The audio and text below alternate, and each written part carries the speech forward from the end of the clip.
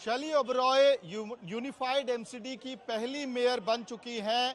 ऐतिहासिक पल है कई मायनों में। सौरभ भारद्वाज है हमारे साथ, आम आदमी पार्टी के नेशनल स्पोक्सपर्सन। किस तरह से देख रहे हैं इस पूरे डेवलपमेंट को? लंबा इंतजार करना पड़ा। देखिए, ये काफ़ी गंभीर बात थी और काफ़ी शर्म करने वाली बात है कि क्लियर मेजॉरिटी होने के बाद भी आज 80 दिन बाद दिल्ली को एक मेयर मिल पाया है। सबके सामने है कि किस तरह से केंद्र सरकार ने, दिल्ली के एलजी साहब ने और भारतीय जनता पार्टी ने कोई कोर कसर नहीं छोड़ी कि दिल्ली के अंदर ये चुनाव ना हो पाए, मेयर ना बन पाए, और उनका जो ज़बरदस्ती कब्जा है एमसीडी पे केंद्र का, वो कब्जा चलता रहे। उन्होंने बजट भी पास करने की कोशिश की, ये भी सोचा कि G20 पूरा का पूरा जो है एमसीडी केंद्र के पास रहे हो तो उसके अंदर हो जाए, मगर सुप्रीम कोर्ट की वजह से जो फटकार केंद्र को लगाई गई, जो मेयर साहब के लिए, जो एलजी साहब को कहा गया, उसकी वजह से आज चुनाव हुआ है। और देखिए, नतीजा बिल्कुल साफ है, इसमें कोई गुंजाइश नहीं थी, इसमें कोई शक नहीं था कि आम आदमी पार्टी की मेयर बनेगी। मगर भारतीय जनता पार्टी एक एरोगेंस में अपनी बात बार बार कहती थी कि नहीं, मेयर जो है बीजेपी की बनेगी। ये बहुत ही अजीब बात थी। मुझे लगता है कि उन्होंने खरीद फरोख्त करने की खूब कोशिश की होगी, ऑपरेशन लोटस चलाने की कोशिश की होगी, तभी आज सुबह उनके प्रदेश अध्यक्ष कह रहे थे नहीं, मेयर तो बीजेपी का बनेगा।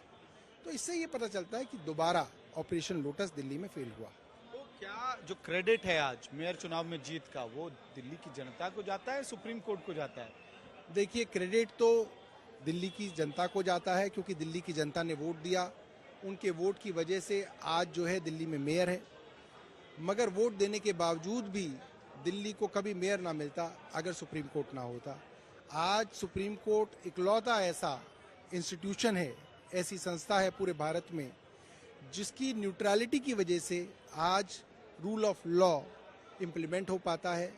कॉन्स्टिट्यूशनल प्रोविजंस को हम लोग एनफोर्स कर पा रहे हैं और हम सुप्रीम कोर्ट का बहुत धन्यवाद करेंगे। क्रॉस वोटिंग को लेकर बड़े सारे कयास थे कि इधर से हो सकता है, बीजेपी के खेमे से हो सकता है, लेकिन आपके आंकड़े इंटैक्ट रहे। 150 आपके फेवर में वोट आए। देखिए, हमारे 150 वोट आए, 134 हमारे पार्षद हैं, 2 लोग कांग्रेस के थे, उन्होंने हो सकता है बीजेपी को वोट दिया हो।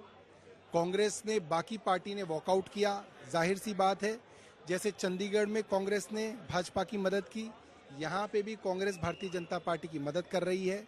और ये भी बहुत चौंकाने वाली बात है कि जो लोग कांग्रेस को वोट देते हैं वो इस बात को समझें कि कांग्रेस अंततः जो है मदद बीजेपी की करती है। सवाल डिप्टी मेयर के चुनाव का, स्टैंडिंग कमेटी के चुनाव का क्या प्रोसेस रहेगा? देखिए, अभी मेयर का चुनाव हुआ, शैली ओबरॉय हमारी मेयर बन गई हैं।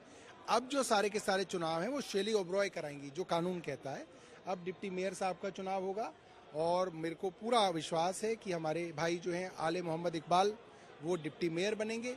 और उनके बाद जो है स्टैंडिंग कमेटी का चुनाव होगा और उसमें भी आप देखेंगे कि आम आदमी पार्टी की जो है उसके अंदर चेयरपर्सन बनेगी। की तैयारी, सेलिब्रेशन की तैयारी आम आदमी पार्टी? बिल्कुल, आम आदमी पार्टी के दफ्तर में अगर आप जाएं तो पहले से ही जो है स्टेज तैयार है, कुर्सियां लग चुकी हैं, मुख्यमंत्री जी का इंतजार है।